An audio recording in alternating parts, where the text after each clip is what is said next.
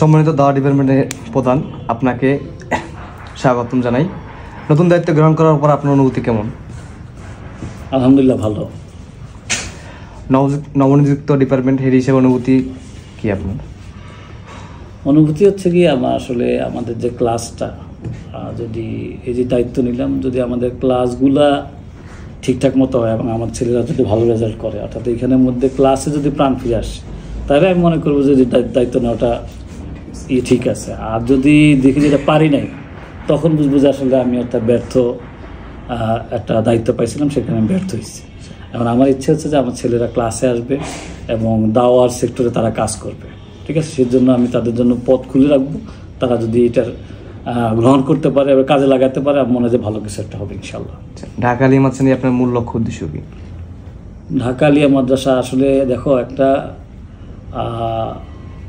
বিষয় খুব গুরুত্বপূর্ণ, সেটা হচ্ছে যে আমরা যখন প্রাইভেট বড় বড় স্কুল কলেজগুলো দেখি, ওইখানের মধ্যে এই যে অবকাঠামোগুলো তৈরি করতে কত টাকা পয়সা লাগে, একজন শিক্ষক আনতে কত টাকা পয়সা লাগে, কত চিন্তা ভাবনা করতে হতো, কত বড় বড় প্রতিষ্ঠান হচ্ছে। আর আমাদের এখানের মধ্যে শিক্ষকের বেতন দিচ্ছে সরকার, অবকাঠামো আছে, হ্যাঁ, আমার সব কিছু আছে। থাকার পরে আমরা যদি এই জিনিসটা আমাদের দেশের জনগণের পিছনে কাজে না লাগাতে পারি, এই মাদ্রাসাটাকে যদি আমরা একটা বড় শিক্ষা প্রতিষ্ঠানের হিসাবে এটারে না করতে পারি, তাহলে এটা তো একটা অপচয়। তা আমি চাই যে আমার এই মাদ্রাসা বাংলাদেশের শিক্ষা, এবং আমাদের ঢাকা ইউনিভার্সিটি সহ বিভিন্ন পাবলিক ইউনিভার্সিটিতে কিন্তু মাদ্রাসা ছেলেপেলেরা ভালো একটা অংশ কিন্তু চান্স পায়। এবং আমাদের, তোমরা জানো, তোমাদেরই এক ভাই কিছুদিন আগে আসছিল, সে বুয়েটে চান্স পাইছে, ঠিক আছে। এখানে আমরা চাই যে একজন দুইজন না, আমাদের এখান থেকে অনেক ছেলেপেলে বুয়েটে চান্স পাবে, ঢাকা ইউনিভার্সিটি চান্স পাবে। শিক্ষা তারা এখান থেকে পড়ালেখা করে পুরো বাংলাদেশের সব সেক্টরে ছড়ায় পড়ে, ঠিক আছে। এবং এখনও যাচ্ছে, কিন্তু আমরা চাই যে এইটা যাতে পুরো জাতির সামনে দৃশ্যমান হয় যে আসলে আমাদের এখান থেকে শিক্ষা গ্রহণ করে ছেলেপেলে বিভিন্ন সেক্টরের সদর্থক কিছু ভূমিকা রাখতেছে। স্যার, শিক্ষার্থীদের প্রতি আপনার বার্তা কী থাকবে? শিক্ষার্থীদের প্রতি আমার বার্তা হচ্ছে যে করোনার সময় যে শিক্ষার্থীরা আমাদের ক্লাস ত্যাগ করছে, আমি বলবো যে তোমরা সবাই ফেরত আসো। কারণ হচ্ছে যে শিক্ষা যদি ঘরে রেখে সম্ভব হতো, সব বই তো আছে, তাহলে আমাদের স্কুল কলেজ মাদ্রাসার কোনো কিছুর দরকার ছিল না।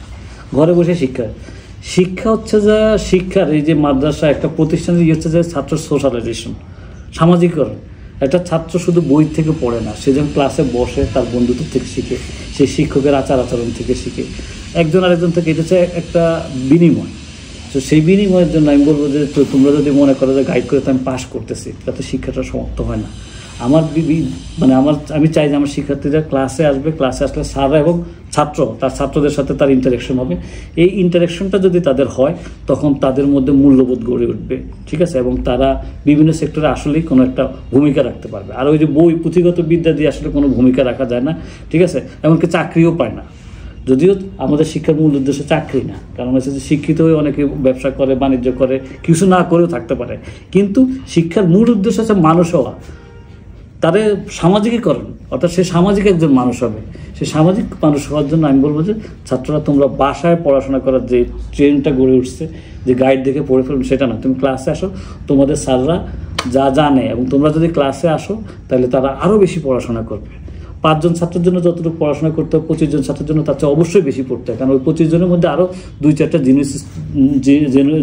জিনিয়াস স্টুডেন্টের সম্ভাবনা থাকে। এর জন্য আমি বলবো যে তোমরা ক্লাসে আসো, ক্লাসে আসলেই দেখবো যে তোমার এই যে সামাজিকীকরণ, ঠিক আছে, তোমার যে শিক্ষা, তুমি যে মানুষ হয়ে ওঠার, ঠিক আছে, প্রকৃত মানুষ হয়ে ওঠার যে শিক্ষাটা, সেটা হবে। আর যদি আমার এখানে টার্মে বলি, আমি বলবো যে প্রকৃত মুসলমান হওয়ার শিক্ষাটা ওখানে পাওয়া যাবে। স্যার, আরেকটা প্রশ্ন হচ্ছে, আগামী 5 বছর ঢাকা আলিয়াকে আপনারা কীভাবে রূপান্তরিত করছেন, কীভাবে ঢেলে সাজাতে চান? এটা পরিকল্পনা কি আপনাদের? আসলে এতদিন তো আমরা খুবই ডিফেন্সিভ মোডে ছিলাম, কারণ তোমরা জানো যে আমাদের এখানে 6টা ডিপার্টমেন্টের অনার্স মাস্টার্স আছে, তারপরে এমনি মাস্টার্স আছে, আরও কতগুলো সাবজেক্ট আছে। আমাদের শিক্ষক ছিল মাত্র 28 জন। ওইটাতে আমাদের এমন অবস্থাও ছিল যে আমাদের একজন শিক্ষকের একই সময় 3টা ক্লাস, এরকম। এটা তো সম্ভব না, অসম্ভব একটা বিষয়। তো এখন আমরা শিক্ষক পাইছি, এবং আমাদের বিশ্বাস যে এখন আমরা পরিকল্পনা করবো আসলে কি করা যায়। যে শিক্ষক আমরা এখন বেশ কিছু শিক্ষক পাইছি, আরও শিক্ষকের দরকার। এই শিক্ষকদের দিয়ে আমরা চেষ্টা করবো পুরা আমাদের একাডেমিক যে এটার একবার খুব স্বাভাবিক পর্যায়ে নিয়ে আসার জন্য। এবং আমরা একটু আগে যে বললাম যে আমাদের ইন্টারমিডিয়েট এবং আমাদের দাখিল সেকশনটাতে আমরা খুব গুরুত্ব দিয়ে করে। এবং আমাদের অনার্স মাস্টার্সের রেজাল্ট কিন্তু এমনও খারাপ না, ভালোই, ঠিক আছে, এগুলো আরও ভালো করবে। কিন্তু আমরা যদি ইন্টারমিডিয়েট এবং মানে অর্থাৎ আলিম এবং যদি আমরা ডাক্তারি সেকশনে যদি আমাদের ভালো রেজাল্ট করতে পারি, তাহলে মাদ্রাসার ব্যাপারে সবার একটা পজিটিভ ধারণা, ঠিক আছে। আলিয়া মাদ্রাসা এমনি বাংলাদেশের অন্যতম শ্রেষ্ঠ বিদ্যাপীঠ, কিন্তু আরও পজিটিভ ধারণা আসবে এবং আমার মনে হয় যে সেইখান থেকে আমরা একটা বেস পাবো যাতে আরও সামনের দিকে যাওয়ার জন্য। 5 বছরের মধ্যে আমরা চাই যে দেশের মধ্যে আসলে সবার মধ্যে একটা মানে এরকম হোক যে হ্যাঁ আলিয়া মাদ্রাসা নামে একটা প্রতিষ্ঠান আছে যেখানের মধ্যে আমি আমার ছাত্রকে দিতে চাই। এবং আমি চাই যে এইখানের মধ্যে মানে ইন্টারমিডিয়েট আলিমে ভর্তির জন্য আমি চাই যে এখানের মধ্যে ভর্তি পরীক্ষা যাতে সিস্টেম হয়, যে আমাদের এত ছাত্র আমরা জায়গা দিতে পারি না, এই এতটুকু জিনিস চাই 5 বছর পরে যে আমার ভর্তি পরীক্ষা হবে। ধন্যবাদ স্যার আমাদের গুরুত্বপূর্ণ সময় দেওয়ার জন্য। ধন্যবাদ।